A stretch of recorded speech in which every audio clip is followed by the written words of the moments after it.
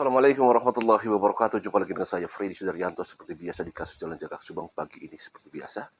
Kita akan coba bahas satu-satu dari foto-foto yang sudah disampaikan di proses di press conference di Polda Jabar oleh Kabid Humas Polda Jabar Bapak Kombes Pol Ibrahim Tompo.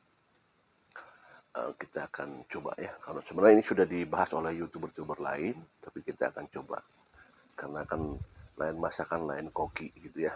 Kita coba untuk bahas satu-satu. Oke, kita lihat ya.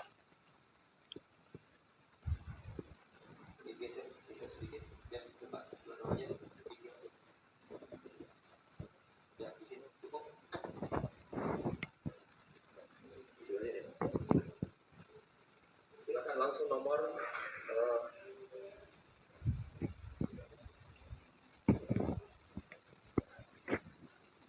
nomor 5. Nomor 5. Ini terlihat pertemuan antara tersangka YH dengan tersangka MR di TKP Pecel Lele. Lanjut nomor. Ya, tadi kita lihat ya bahwa pertemuan diawali di Pecel Lele dari mana?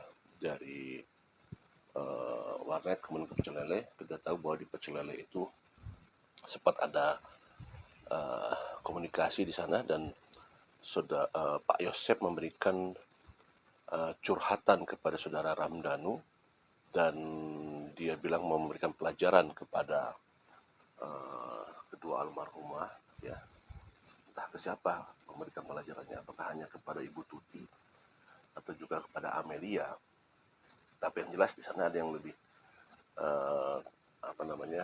ada kata-kata bahwa Pak Yosep perintahkan saudara Ramdhanu atau MR itu untuk mempersiapkan peralatan ya, ada di perbincangan sebelumnya, entah peralatan apa yang dipersiapkan, apakah kalau memang peralatan yang buat pengeksekusian, maka yang jelas adalah perencanaan ya.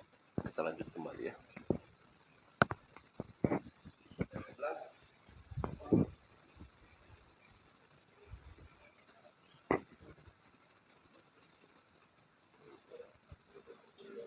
Nomor 10 dulu, 10.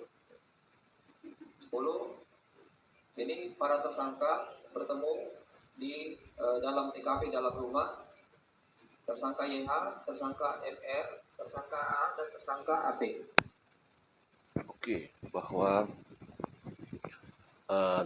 terjadi pertemuan ya, walaupun memang ini sedikit di loncat-loncat ya. Kita tahu bahwa di jam kalau tidak salah 21.49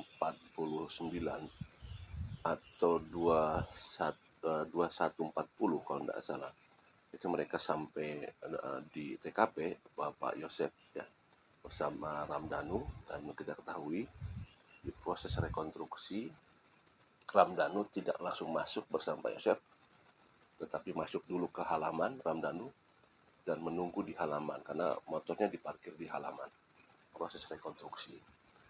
Kemudian setelah masuk Pak Yosep jam 21.59 kalau tidak salah, Abi dan Arigi masuk ke TKP dengan posisi jendela pintu dan masih terbuka dan langsung masuk ke dalam. Kita lanjut lagi. Kemudian tersangka YH menyuruh tersangka MR untuk mengambil golok. Lanjut 11. Mengambil golok. Kemudian 15.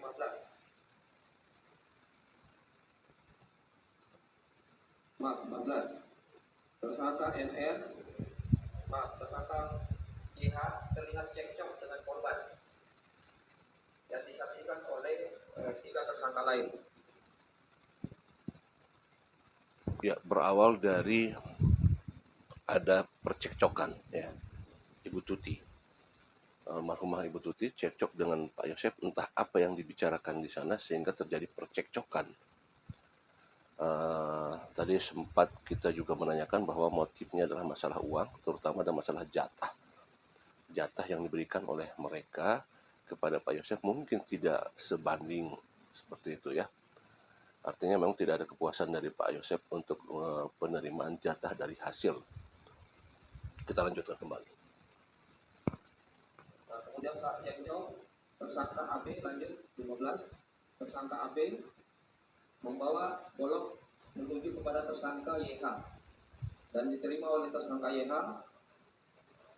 Lanjut 17.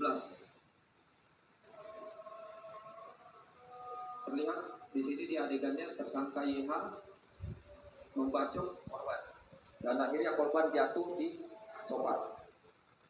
Jadi dari percekcokan itu,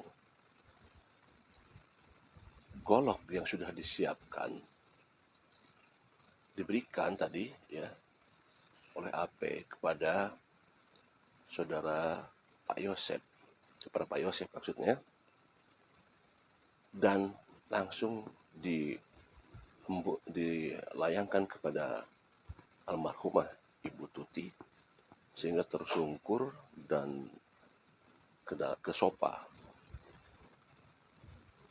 Kalau memang sekali lagi niatnya adalah untuk memberikan pelajaran, kenapa tidak dikomunikasikan terlebih dahulu kemudian secara baik-baik?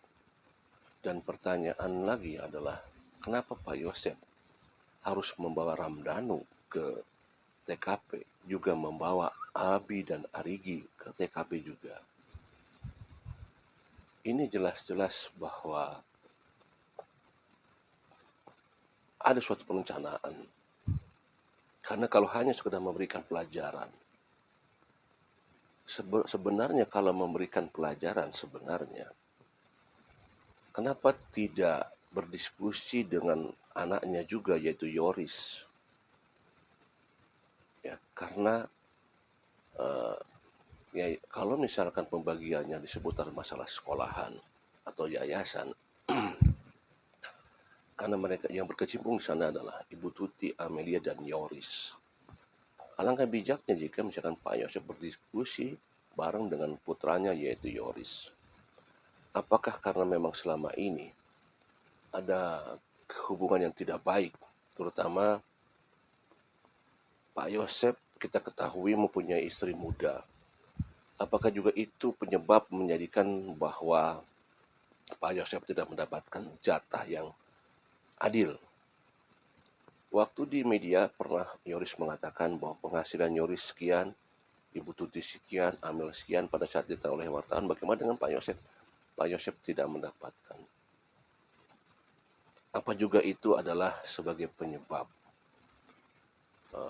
bahwa Pak Yosef tidak diberikan keadilan jatah penghasilan, sehingga lama-kelamaan menumpuk rasa kekesalan seperti itu, sehingga Pak Yosef memberikan pelajaran. Kita yakini bahwa inilah suatu proses yang sangat menumpuk pasti. Ada kekesalan yang menumpuk di diri Pak Yosef karena penghasilan yang didapat barangkali tidak sesuai. Malah dikatakan tidak mendapatkan, katanya begitu ya, di salah satu media nasional itu disampaikan oleh Yoris. Nah, mungkin itu wajar. Sementara Pak Yosef adalah pendiri daripada yayasan. Dan Pak Yosef punya keluarga lain, yaitu di istri mudanya. Dan di istri mudanya ada anak-anaknya. Pastilah mereka juga mengharapkan punya penghasilan dari setiap hari-harinya. Sementara kita ketahui ya seperti itu, bahwa Pak Yosef tidak mendapatkan penghasilan atau minim barangkali tidak sesuai. Mungkinlah ini penyebabnya. Kita lihat tadi di adegan bahwa dilayangkan sebuah golok kepada Ibu Tuti dan tersungkur di sana. Kita lanjutkan. 18.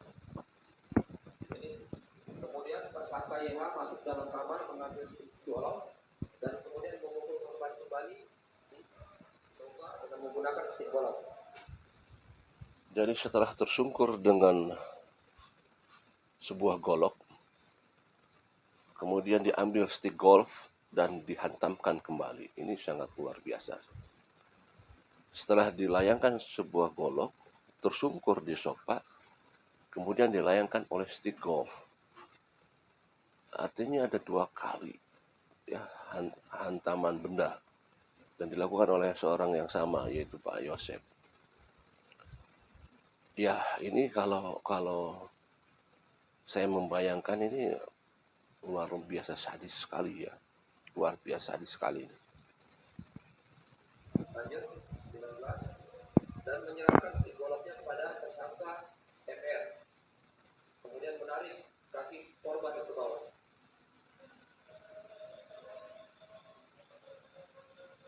Kemudian 20 tersangka MR kemudian ikut memukul. Ya, MR juga ikut memukul almarhumah Ibu Tuti. Tapi kalau dilihat dari situnya, memang lagi memegang stick golf. Apakah memukulnya dengan stick golf atau memukul dengan tangan? Ini masih tadi belum jelas ya. Karena stick golfnya diberikan kepada saudara Ramdhanu, MR. Nah, tapi memukul, apakah memukulnya dengan tangan atau memukulkan dengan stick golf? Nah, itu belum jelas. Tetapi jelas bahwa Ramdhanu ikut juga dalam proses pengeksekusian. Kalau lihat ini adalah pengakuan yang disampaikan oleh saudara Ramdhanu. Ya, sekali lagi, proses rekonstruksi adalah semua yang disampaikan oleh Ramdhanu. Ya. Karena tidak ada yang memberikan informasi lagi, karena kan Pak Yosef walaupun ada di sana, Pak Yosef belum mengakui. Artinya Pak Yosef hanya mengikuti adegan-adegan tersebut.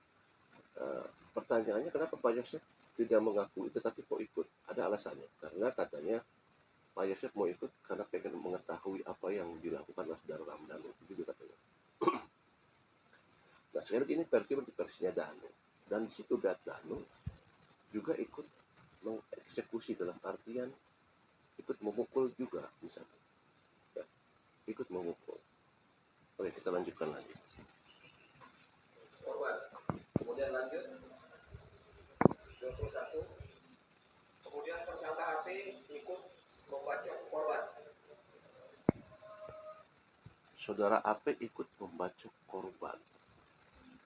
Sudah oleh Pak Yosef dengan golok, kemudian ada pukulan dari Ramdhanu, kemudian dihantam lagi dengan golok oleh AP.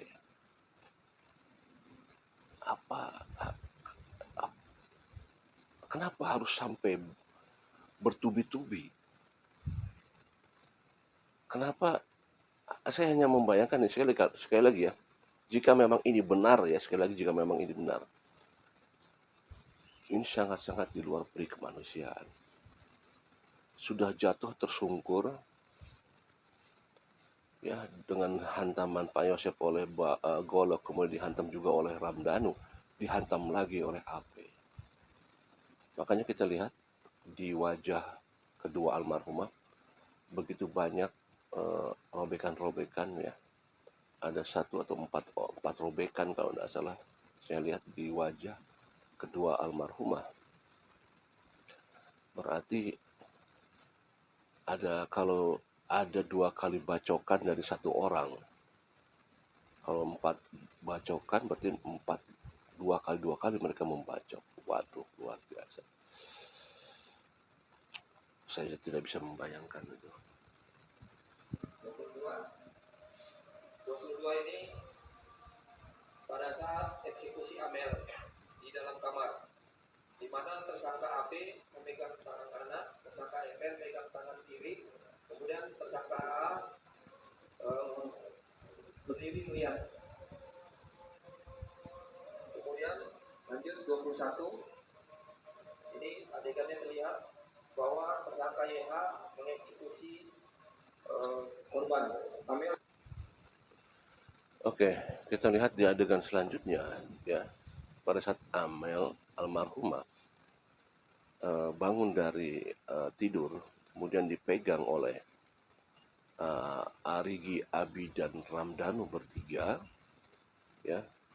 Kemudian Pak Yosef menghantamkan Steve Cobb. Di sini memang tidak dirinci awalnya apakah memang almarhumah Amelia bangun pada saat bangun langsung dihantam. Sementara kita dapat informasi sebelum-sebelumnya di media bahwa Amelia terjadi perlawanan. Ya, dari Amelia terjadi perlawanan. Kalau misalkan baru bangun, kapan perlawanannya? Saya yakin kalau dihantam dengan Stigov itu pasti roboh langsung. Karena saya lihat di keadaan korban itu di sebelah kanan di atas telinga, ya, di samping itu ada benturan keras. Apakah mengenai kepala sebelah kanan? Ya. Kemudian juga ada lebam hitam di wajah, di mata Amelia. Kapan ini dilakukannya? Nah, kemudian ada robekan di dahi, ya, almarhumah Amelia. Apakah pada saat dihantam pakai stick golf sempat melarikan diri? Nah, ini memang ini tidak maksimal kalau saya lihat, ya. Karena yaitu perlawanannya di mana almarhumah Amelia? Katanya diinformasikan waktu kita dapat di media bahwa diduga ada perlawanan. Oke, kita lanjutkan kembali. Kalau kita lihat di situ sih sebenarnya perlawanannya ada di Ibu Tuti sebenarnya. Tetapi kalau kita lihat di sumber berita sebelumnya bahwa Ibu Tuti itu disinyalir lagi tidur gitu, ya, dihantam oleh papan pencucian. Tetapi ini jauh-jauh sekali. Menggunakan psikolog.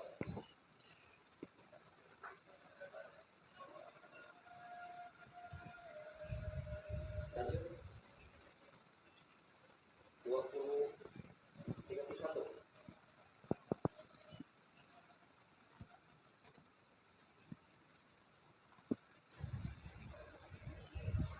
31. Terlihat kedua korban dibawa ke depan kamar mandi dan disiram air oleh tersangka YH dan tersangka MM. Kemudian 35. Ya, di situ Ibu Mimin ikut andil dalam membersihkan kedua almarhumah. Kita ketahui bahwa memang tidak diketahui kedatangan Ibu Mimin kapan datangnya. Informasi dari saudara Ramdan tidak mengetahui kedatangan Ibu Mimin. Ramdan hanya bisa mengetahui bahwa Ibu Mimin sudah ada di dalam rumah gitu.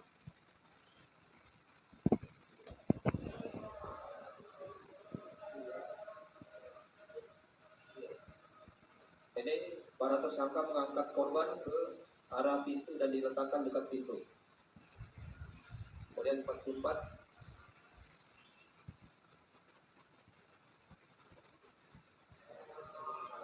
Kemudian tersangka IH mempersiapkan mobil dan menghubungkan mobilnya. Kemudian Yang mempersiapkan mobil memang YH di sana. Kalau kita lihat di rekonstruksi memang Pak Yosef itu ada di sebelah pintu mobil. Cuman hanya itu yang dilihat. Dan kita tidak mengetahui siapa yang mengendarai mobil.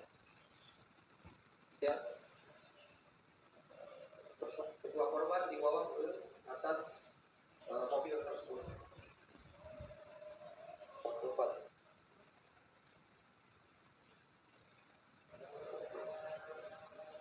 Kemudian 47.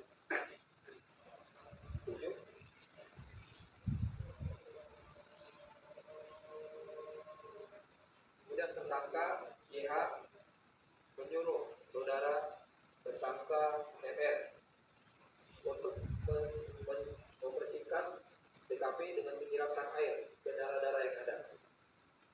Ini ada kalimatnya tuh, pakai bahasa Sunda. Jadi setelah dari pengeksekusian ada banyak darah-darah di sana dan dibersihkan oleh saudara Ramdhanu atas perintah Pak Yosef. Kemudian 51.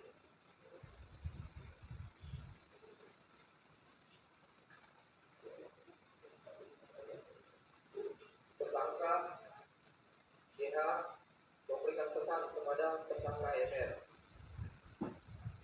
Pakai bahasa Sunda artinya awas, jangan sampai bocor. Oke. Ya, akhirnya saudara Pak Yosep bilang kepada saudara Ramdhanu, awas jangan sampai bocor. Dan kita lihat di media selama 2 tahun Ramdhanu memendam semua itu semua, dan begitu kuat, dan informasi terakhir bahwa Pak Yosep lah yang membilang kepada Ramdhanu, awas jangan sampai bocor. Kalau memang ini rentetan versi Danu ini betul-betul ada di lapangan dan ini seperti ini, ya, kita ketahui di media. Ingat kapan saudara Ramdhanu muncul di media? Awal-awal yang muncul adalah adanya perseteruan antara Pak Yosep dengan Yoris waktu itu, ya, saling tuduh menuduh antara Pak Yosep dan Yoris. Ramdhanu belum muncul dulu. Kapan Ramdhanu muncul? Ramdhanu muncul itu adalah pada saat Pak Yosep mengatakan ada seseorang yang punya akses masuk ke dalam TKP, dan itu disebut Mr. X dulu, ya. Sempat muncul Mr. X pertama adalah ada seseorang yang punya akses masuk ke dalam TKP selain Yoris. Dulu sempat ramai, yaitu Mr. X. Ternyata setelah terus berjalannya waktu, muncullah Mr. X itu adalah saudara Ramdhanu. Gitu, muncullah di situ. Awal-awalnya belum muncul Ramdhanu di sana.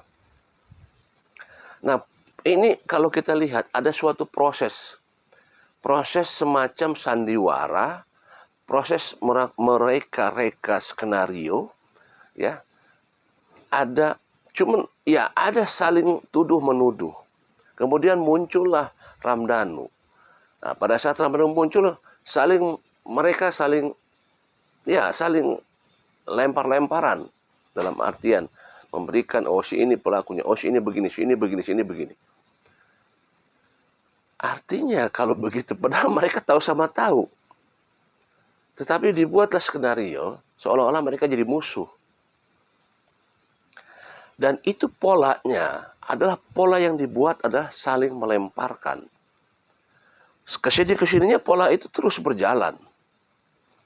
Betapa begitu, coba bayangkan di media, Pak Yosep mengatakan bahwa tewak si Danu, kabongkar KB. Tangkap Danu, kebongkar semua. Itu kata-kata Pak Yosep di media jelas-jelas sekali. Tangkap si Danu, kebongkar semuanya. Pak Yosep tahu ada di TKP dengan Ramdhanu. Sekarang dia mengatakan, tangkap si Danu. Semua terbongkar. Sekali lagi, kalau memang benar kejadian di TKP, sekali lagi ya, kan nanti di pengadilan kebenaran akan terungkap semuanya. Ini kan belum pengadilan. Berarti ada skenario yang dibuat, ada skenario sandiwara. Dulu kita ingat Yoris juga ikut mencurigai Pak Yosep. Dan sebaliknya Pak Yosep juga mencurigai Yoris. Kemudian Pak Yosep mencurigai saudara Ramdhanu. Tetapi kesininya Pak Yosep mencurigai Yoris kembali. Skenario dibuat terus bersandiwara. Siapa otak di belakang skenario itu? Apakah Pak Yosep, kalau memang benar apa yang disampaikan oleh Ramdhanu di TKP benar, apakah Pak Yosep membuat karangan sendiri, membuat skenario sendiri? Harus demikian, harus saling kepada Danu, harus saling menyerang. Apakah ada orang otak di belakangnya untuk membuat skenario-skenario itu? Oke lah, itulah bentuk skenario. Luar biasa. Sekali lagi, ini adalah versinya Danu, karena memang sekali lagi, ini informasi dapatnya dari saudara Ramdhanu. Semua reka adegan adalah dari saudara Ramdhanu. Kenapa katakan demikian? Karena Pak Yosep belum mengakui sampai detik ini. Pak Yosep masih tetap kekeh, tidak kooperatif kepada pihak kepolisian. Dan apakah ini yang sebenarnya? Kita tetap masih menunggu. Assalamualaikum warahmatullahi wabarakatuh.